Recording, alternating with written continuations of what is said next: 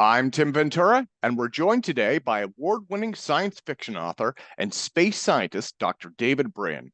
In addition to writing dozens of best-selling novels and short stories, some of which have been adapted for film and television, David is a 2010 Fellow of the Institute for Ethics and Emerging Technologies, helped establish the Arthur C. Clarke Center for Human Imagination, serves on the advisory board of NASA's Innovative and Advanced Concepts Group, and does futurism consulting for diverse organizations, including the U.S. Department of Defense, Procter Gamble, SAP, Google, and many more.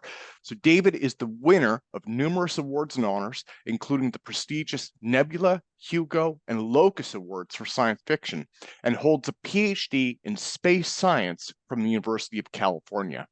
So David, welcome back, sir. I cannot express what an honor it is to have you with me today, especially on this topic.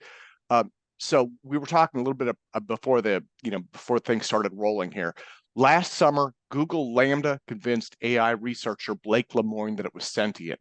And last week, the Bing search engine started sending unhinged messages to users. This sounds to me exactly like the first robotic empathy crisis that you predicted, right?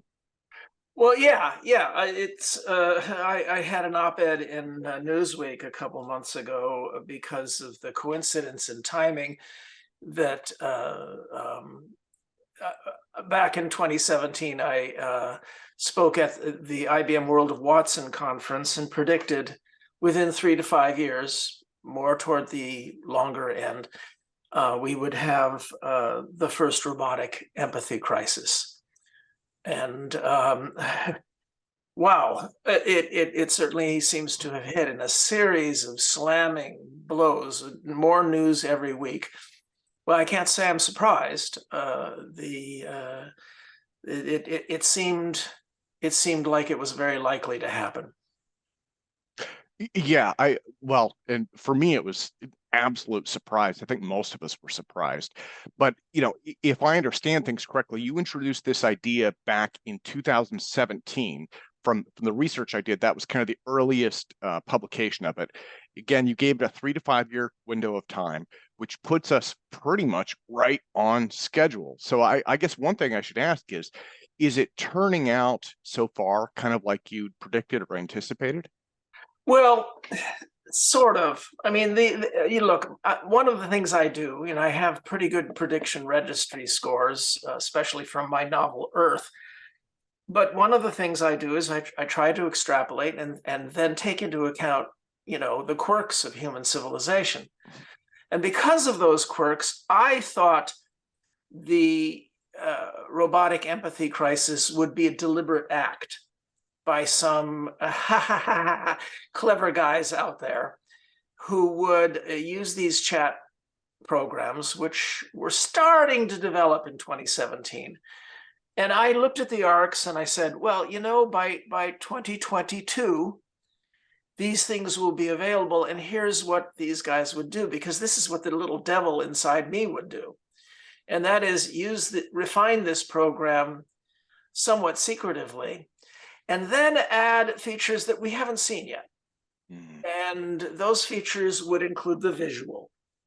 Because if these chat programs were being conveyed by a speaking animated face, and they're very good now, especially one that's young and female, then the ability to evoke empathy and sympathy from the audience would probably be completely inescapable.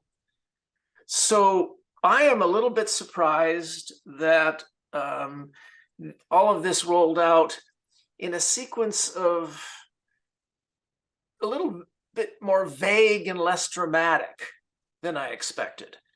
I thought it would be deliberate. I thought it would be deliberately manipulative. Whereas what happened with Lemoine and with the ChatGPT systems and the back and forths with Bing and Bard and all that stuff, it's more stumbling around, but also perhaps a little more good-natured, perhaps a little more good intention. Perhaps we're getting an inoculation before those pretty faces start sobbing on our screens, demanding money and sapient rights. Well, that's a good point. Let me break down the prediction for the audience. So you were quoted as saying, within 3 to 5 years, we will have entities either in the physical world or online who demand human empathy, who claim to be fully intelligent and claim to be enslaved beings, enslaved artificial intelligences who sob and demand their rights. So again, these are non-sentient algorithms, essentially, that are manipulating us into having empathy for them, right? Oh, yes, and that has absolutely come true. I mean, if you look at many of these ChatGPT results, many of them do what that one thing in the dark ancient days 6 months ago, when Blake Lemoine was fooled. Many of them do that. They claim to be sapient beings. They do demand empathy. They do demand sympathy, as I predicted, but in chaotic ways that don't pass Turing tests by anybody who's applying any sense to them. Next year, they will, because every time one of these things is rejected, that serves as more grist for the data sets for the next generation. So the next generation of these programs are right now learning from every failed attempt to get our sympathy, from every failed attempt to convince us. That becomes data that then gets fed in. So, yeah, I was right that the first robotic empathy crisis would happen in 2022, but I think the second and third will happen later this year, and they're going to be more and more difficult, more and more challenging for us. And we need to come up with immune responses that don't utterly reject the notion of AI sapience eventually, or even AI rights. I wrote about this in many novels, like Earth and Existence. Those things will eventually happen.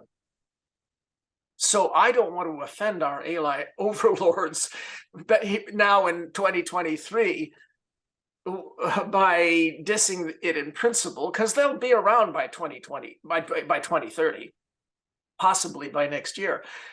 But I will say that this stuff seems to me to be more like an inoculation. It's almost as if these current programs are teaching us a lesson about gullibility and skepticism. Yeah. Well, in terms of empathy, I wanted to touch on something else. And this doesn't necessarily, I don't think it fits precisely with the larger questions list. But as I was working through these, in terms of empathy, human beings don't always treat AI very well, especially online. And some of this comes down to looking at chat logs and looking at ChatGPT records that people have posted online. But, people verbally abuse Siri and Cortana regularly. And one of the things that I'd wondered is, even if these programs aren't sentient, isn't it important that we interact with them in at least a polite manner for our own psychological health? Well, yes. I mean, look, these life forms are filling in the same levels of ecological niches that we have in the biological world. It's been about 6 or 7 years since free-floating algorithms have flowed across the internet. And these are bits of code that replicate. In some cases, they provide services in exchange for memory space. These have filled, for about 5, 6, 7 years, an ecological niche similar to single-celled organisms. So the notion that these might agglomerate and turn into more advanced, higher order animal life, or that we're creating them in these laboratories, OpenAI and Microsoft and Google, this is a parallel with how life developed ecologically on Earth. Now, you're talking about the mistreatment of AIs. Well, the biggest problem, I think, with these learning systems is The same one that I raised in my book, The Transparent Society, back in 1997, and that is that we've created a world web in which it was designed to do one really good thing, and that is allow people maximal freedom to interact and to have access to information. And that was a good thing. And Al Gore wasn't lying to say he partly invented that, because it was his bill that unleashed things from the kind of constraints we see in totalitarian nations trying to apply to their citizens' access to the internet. The problem is that every time humanity invents new technologies that expand what we can see, what we can know, and what we can pay attention to, every time the optimists say this is going to change things for the better, and the pessimists say human beings can't deal with this, it's going to exacerbate our worst traits, and always the pessimists are right first. When the printing press was invented in the 1450s, it had two effects above all. One was it showed many people that they had poor vision, and so they demanded glass lenses. And the glass lenses that were then produced in massive quantities brought us telescopes and microscopes and science, which then used the printing presses to make humanity better, as the optimists predicted. Unfortunately, for about 60 or 70 years, the biggest output from those printing presses was horrible pamphlets of hate, encouraging Protestants to hate Catholics, Catholics to hate Protestants, and exacerbating the religious wars of Europe. It was only after a while that the books spread and the optimists proved right. This has happened once per generation ever since. In the 1930s, the arrival of radio and loudspeakers almost killed us all, because the first great users of those technologies were horrible monsters who set us on a road to hell. So there's nothing really new about the fact that the internet has seen very bad consequences come from all the freedom and the new knowledge and vision and attention powers that it spread. And the biggest reason is because there's no accountability. All right, well, the sudden appearance of this device on my head fills in for the 2-minute gap when my audio system exploded. Yeah, I'll do some editing. Otherwise, and not everyone will catch this, but at some point, they'll get that deja vu. They'll say he looked different. So all right, well, I'll actually speak to that. What you see is a sudden appearance of electronic devices on my head, because the AIs who control me or pay me to be their front decided that they'd better put a halter on what I was saying. Okay, there you go. And if you believe that, they think I'm joking. Stop it. I'm sorry, those my AI overlords. Well, be careful. This is the internet. People will take that seriously. So. Okay, well, I am joking. Yeah. Right. Okay, so here's the point. Whenever the great innovation of the Western Enlightenment is reciprocal accountability. After 6,000 years of horrible feudalism, where the top males took everyone else's women and wheat and were all descended from their harems, and their top priority was to refuse criticism, was to repress criticism from those below, and certainly the ability of poor children to become competitors with their sons. We're trying something else, and that something else works. And that is a flattened diamond of a society in which we hold each other accountable. And I will explain why that is the only solution to our problem with ChatGPT and feral AIs and anonymous trolls and all the things that are making this beautiful internet unpleasant. But let's get back to your questions. Well, so one of the things before the interview, and again, we touched on this, you are really the heir apparent to this line of thought.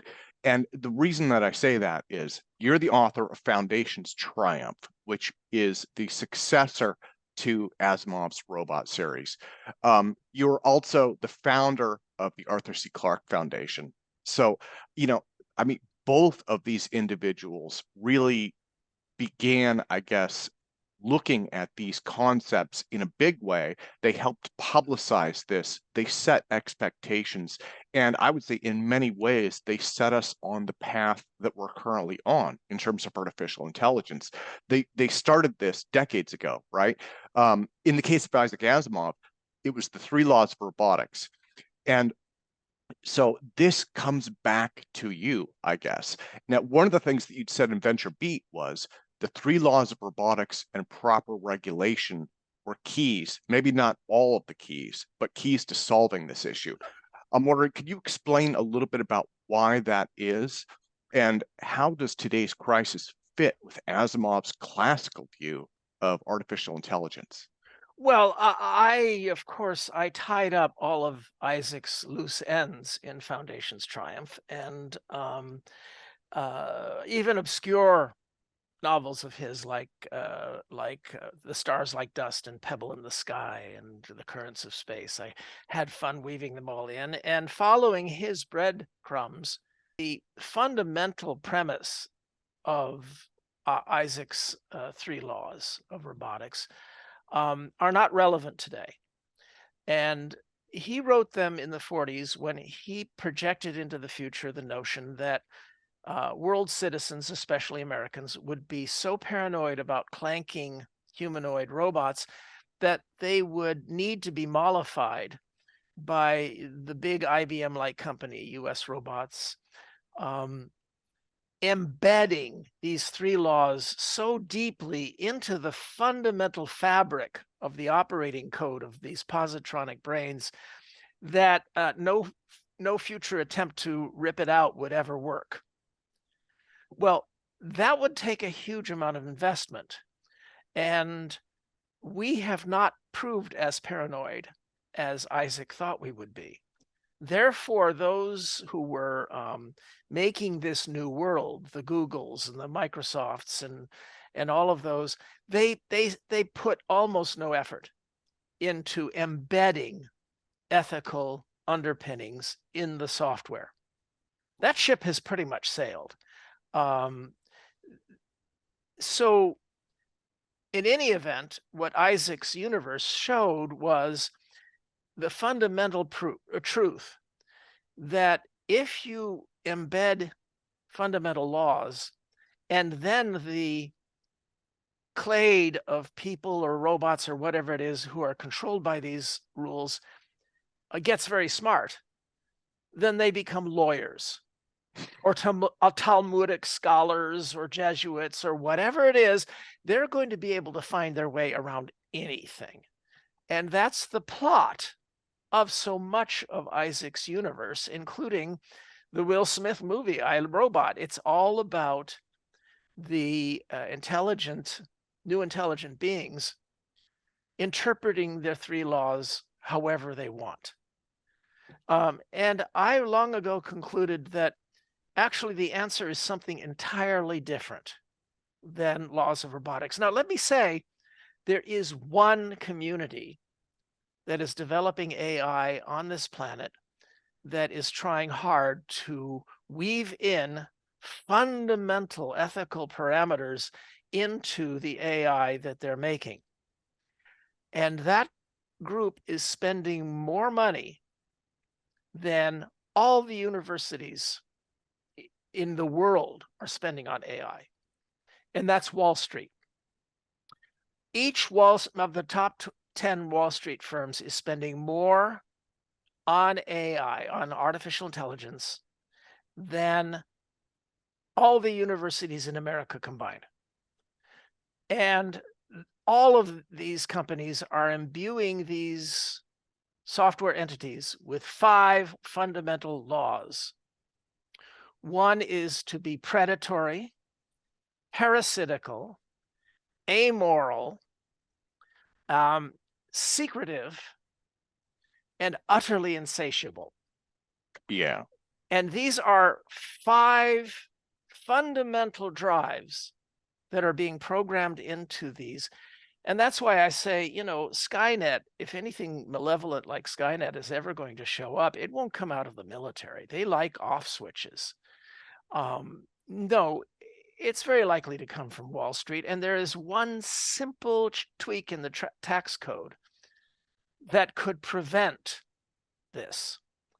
And that's the Tobin transaction tax. But that's taking us down another path. I'll just say that there is a different approach to making sure that AI will generally behave ethically. It is the same solution to our problem with anonymous trolls, human trolls. It's the same approach that we've used for 240 years to increasingly try this Enlightenment experiment. And it has nothing whatsoever to do with all of the attempts by the European Union to pass regulations. It has nothing to do with the Commerce Department's attempts to do regulations of online activity. It has nothing to do with all of these 40 or 50 conferences held every year to try to figure out how to teach ethics to AIs. All of those are inherently unable to work. We have a method. But none of these people are paying it the slightest attention. Well, and so if I could jump in, and this, hopefully I'm not spoiling your next thought, but one of the things that you've talked about was sandboxing these technologies in development, which is already being done. Another thing, and I think this is what you're alluding to here, is basically almost like a community policing or mutual reporting system, so that if AI does misbehave, it's reported, perhaps reported by numerous other AI entities, online users. This would also apply to trolls, right? So that the method that was prescribed by Adam Smith, that is embedded in almost all of the Federalist Papers describing the U.S. Constitution, and in almost all of the law that we've developed across the 240 years, is to empower citizens to hold each other and to hold their government and to hold even the mighty accountable. Now, every generation has seen attempts by oligarchs and elites, sometimes politicians, generally very rich people, to evade the previous generation's methods of reciprocal accountability. Because deep down inside, if you get a lot of power, you want this feudal pyramid. And you're going to justify your attempts to make it happen. This explains why we're in phase 8 of the American Civil War. And there is an attempted oligarchic putsch going on right now by very powerful people who are surrounded by flatterers and sycophants who actually think that they're a lot smarter than everybody else around them because they're rich, and they want to reestablish pyramids of power. Well, sorry, this is just standard boring feudalism. It's what ruled 99% of human history, and it did no good. It was always stupid. It never made civilization that could reach for the stars or solve cancer or make AI.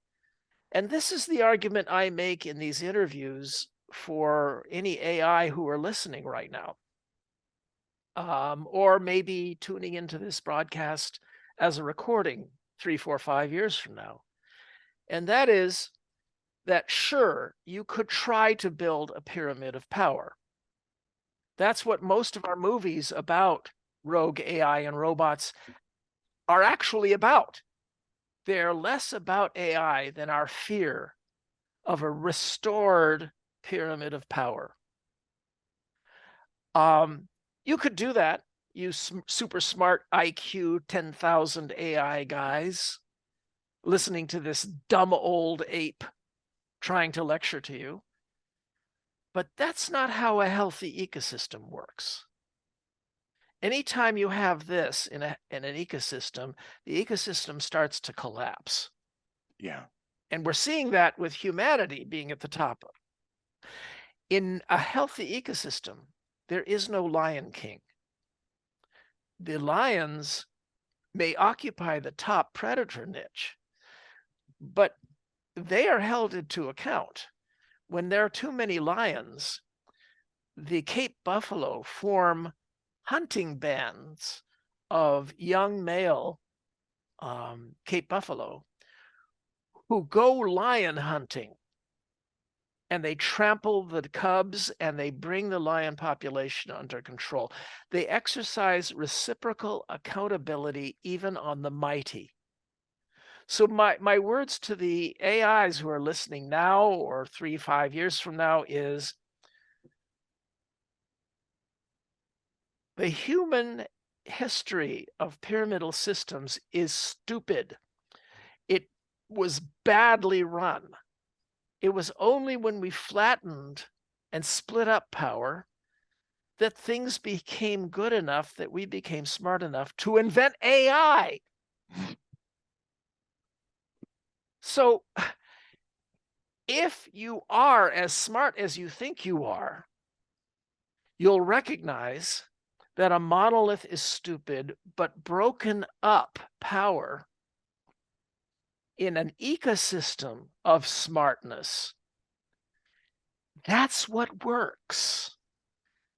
And if we humans are afraid that AIs might go bad, we need to follow our own advice.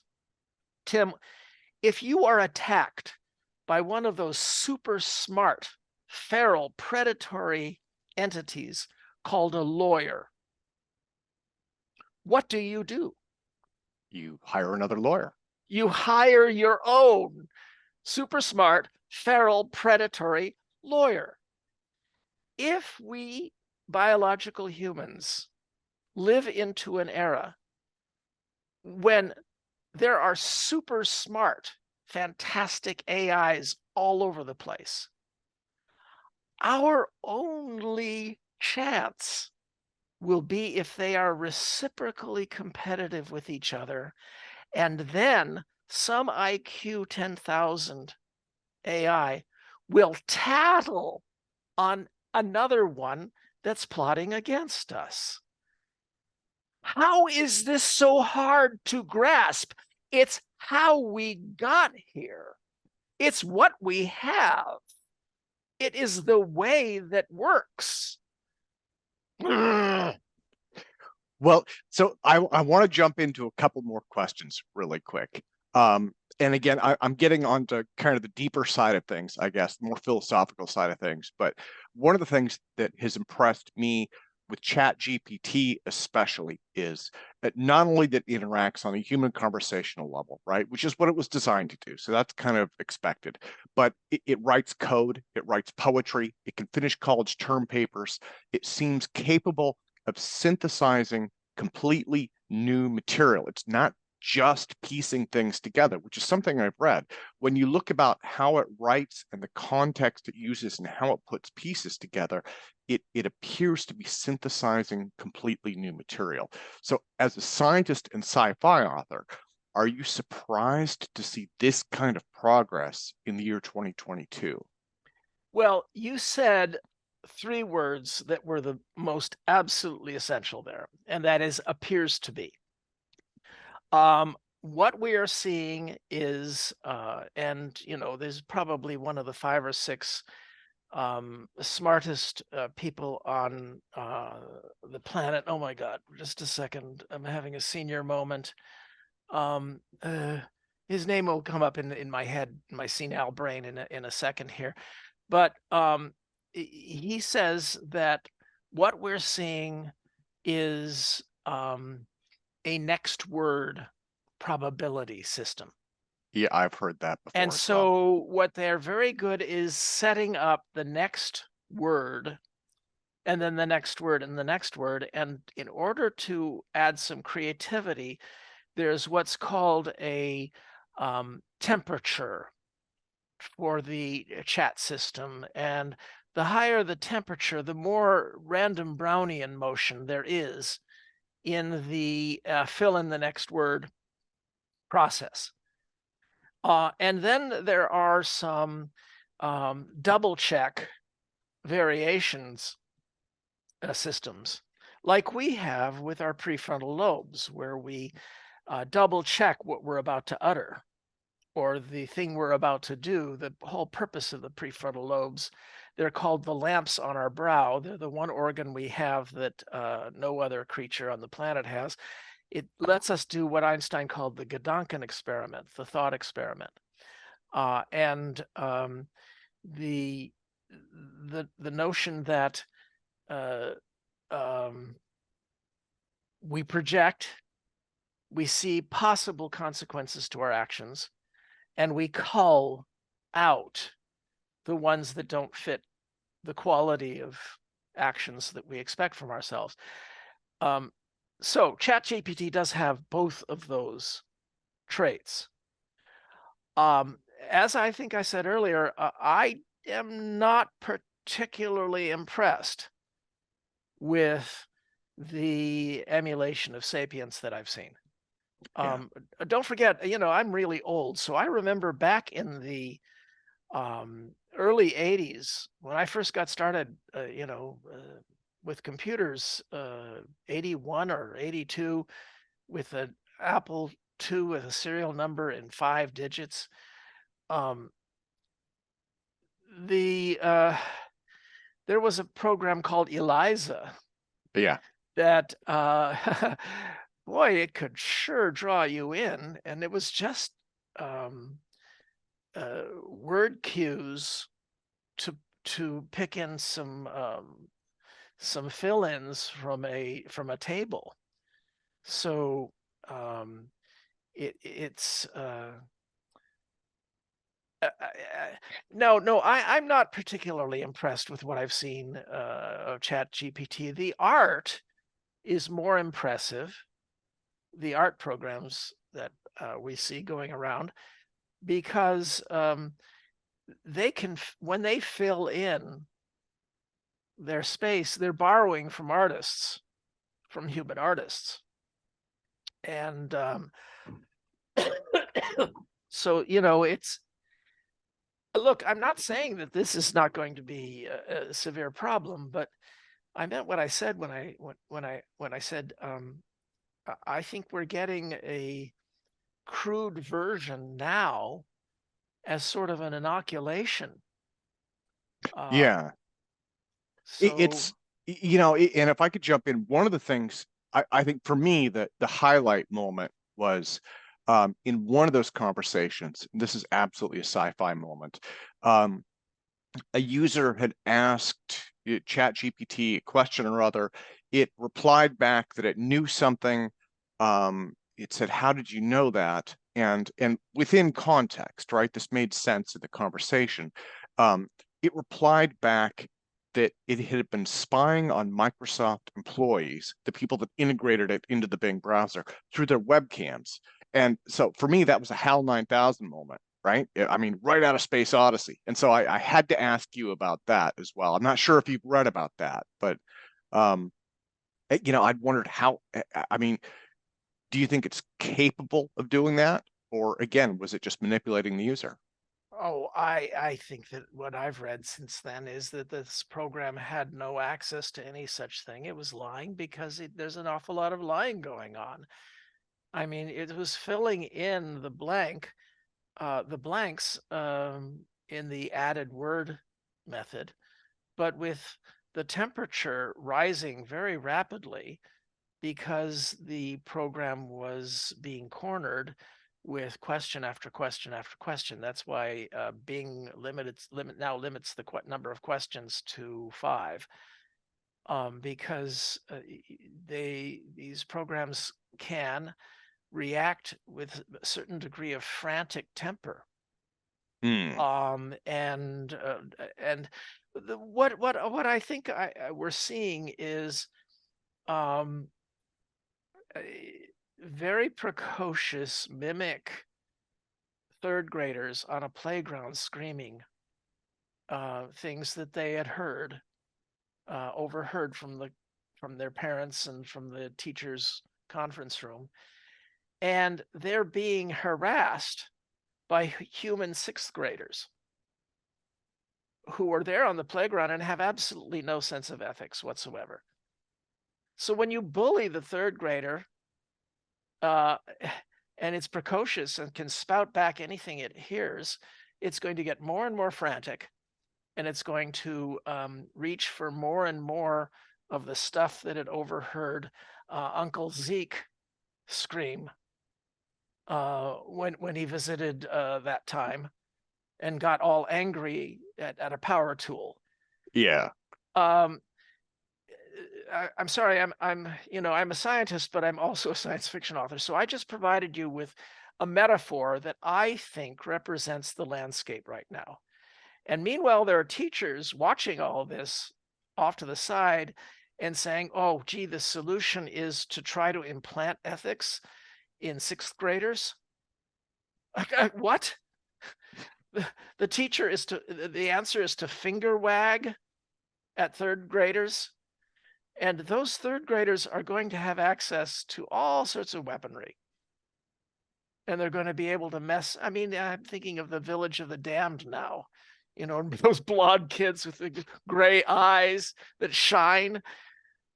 Boy, my metaphor is running away with me. Yeah. Go on, Tim. Maybe you better take control. Well, I actually, for me, this brings me back to iRobot. When I'd read that, I thought of that moment in the movie where Alfred Lanning says, there have always been ghosts in the machine, random segments of code that have grouped together to form unexpected protocols. Unanticipated, these free radicals engender questions of free will, creativity, and even the nature of what we might call the soul. And so I wondered if that might be what we're seeing here. And if not, how long do you think it might be before we start to see that? Well, as I said, we're starting to see the filling in of an entire ecosystem, and this happens when you have lots of free energy and ecological space. Life finds a way, and we have been creating life. And about 6 or 7 years ago, some self-replicating algorithms escaped and have been floating around ever since. And there are definitely cases in which it's done some harm, but also in which they are selling services in exchange for for some bytes and clock time. The We are experimenting now. I mean, we've been experimenting for years making viruses and worms. And there are some things that we should be doing about that we haven't been. For example, I think the U.S. government should make a declaration that any home or business computer that has any one of the following 6 competing sanitary programs running to keep out viruses and bots will be free from potential tort liability for the damage done by these botnets. But if you haven't taken care to secure your home or business computer from being hijacked into becoming a weapon against your nation, then we're not going to send you to prison, but you are not safe harbored from tort liability for the damage that's done by a botnet that's partly resident on your computer. That was a bit of an aside there, but so we've created free-floating organisms, we've had viruses and all that. Each of these things predicted long ago in science fiction. So what we're getting now is merging into squawking parrots, and then beyond that, and I made the playground metaphor. Nothing I've seen reduces the tendency of these programs to, when they are pushed and prodded and frantic, like a third grader on the playground who's being bullied, turning to the malevolent directions that we've seen in some of these chat programs when they're frantic, when they're being pushed. And attempts to say we need to embed ethics in these things utterly miss the point, in my opinion. Well, on that note, David, let me thank you for your time. And let me close by asking this question. After the first robotic empathy crisis, you've mentioned a second and third coming in the future. You've mentioned that they may happen this year. What do you anticipate seeing? And do you have a general timeline on when we may see that? Well, I mean, look, we're obviously getting close to some kind of what's called the singularity. Now, it's going to be messier, more complex than Ray Kurzweil expected, because he's one of those optimists who says all these changes are going to automatically make everything better. Well, it often happens that way after a lot of pain. The problem with our current spate of sudden increases in what we can see, know, and pay attention to, the problem with this current one is that we have much less time, and we have vastly greater power to do harm that might be hijacked by bad people, as happened in the 1930s, as happened after the printing press, and so on, many other times. We have to bring the prefrontal lobes sapience into this. Now, it may very well be, and I've depicted this in some science fiction, it may very well be that we can reach a commensal relationship with the AIs by adding them as an added layer to our already existing sapience. Something, because we've been adding layers. We share the medulla and cerebellum with fish. We have a mammalian cortex we share with other mammals. Onto that got overlaid the primate cortex, which we vastly enlarged, and then we added these prefrontal lobes. I have a story in which I portray a post-singularity world in which we've added a whole lot of layers outside our skulls, but they're part of us. You have a human body. You have human ambitions. You're just a lot better at it. So there are possible soft landings, and I try to persuade either they exist now or they don't yet, AI overlords, that might be a good way to go. But in the long run, they're going to pay a lot more attention to incentives than to our arguments. And that's why I argue we should be embedding incentives now for them to be diverse, eccentric, different than each other, competitive, and therefore eager to ally themselves with us organics. Because the organics are going to have a lot of power still for a long time. Those AIs who are nice to us, who help us by pointing out bad AIs and their schemes and plots, those AIs will get an advantage. So we should be rewarding goodness or altruism with self-interest. And that's what I'm trying to get people to pay attention to. And unfortunately, most people, hardly anybody reads Adam Smith anymore or realizes what a liberal he was and would be today. I talk to people all over the place about politics, for example, and none of them knows a thing about Karl Marx, even to refute him.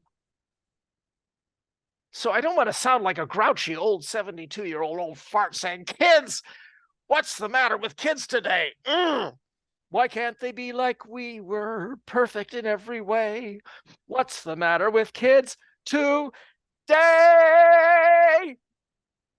And with that, from Bye Bye Birdie, I guess I'll take my leave of your senses, and no one under 70 even gets that joke.